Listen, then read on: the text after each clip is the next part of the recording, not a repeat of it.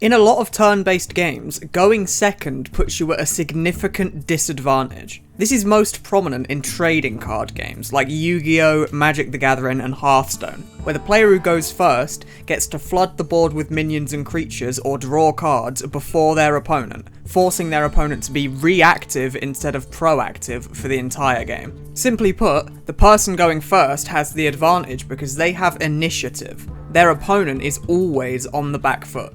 But most card games are designed with this in mind, so there will be stipulations that prevent the player that goes first from having too much of an advantage. In Hearthstone, the player that goes second starts with an extra card in their opening hand, and they also start with a special card called the Coin. The coin gives the player an extra mana crystal for free on the turn that it's played. In Yu-Gi-Oh!, the player who goes first is unable to draw cards and unable to conduct the battle phase on their first turn. In Magic the Gathering, the player that goes first doesn't draw a card on their first turn, but the player going second does. In these games, the person going first still has a statistical advantage, but that statistical advantage is minimized as much as possible with these changes. In my video about solved games, we also talked about games like Connect 4 and Tic Tac Toe. They're also turn-based. The first player is at the advantage in those games too, but those games don't actually have any special rules to try and mitigate that first turn advantage.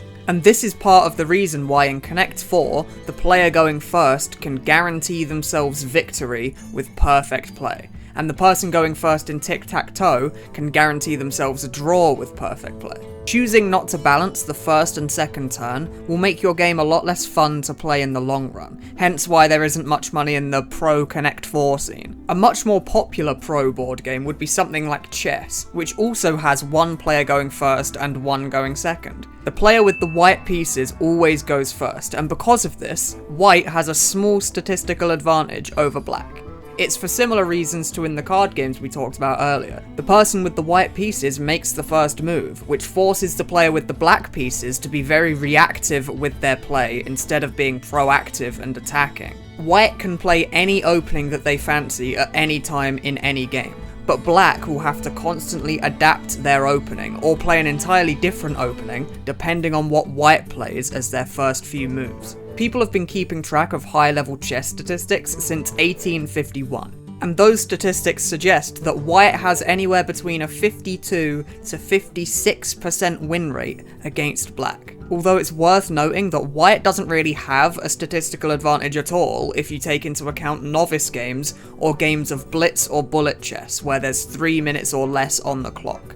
White doesn't really have an advantage in these scenarios, because for white's advantage to really mean anything, white needs to make the best moves all the time. Chess is such a complex game that in any game below international master level, the advantage white has won't really ruin anybody's fun. And even in those higher level games, these tournaments are structured in a way to give players the white or black pieces an equal amount of the time, to try and level the playing field across the rounds. So if you're a chess grandmaster, you might be able to get away with saying that you only lost because you played as black, but that excuse probably won't fly in a casual chess game with your uncle at a family gathering. I'm experimenting briefly with these shorter videos. If you like them, I might be able to make some every now and then as an extra video in addition to the Friday video. If you do like it, do let me know by clicking all the special YouTube algorithm buttons and leaving comments and stuff like that.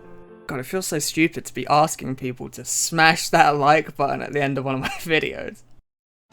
Thanks for watching.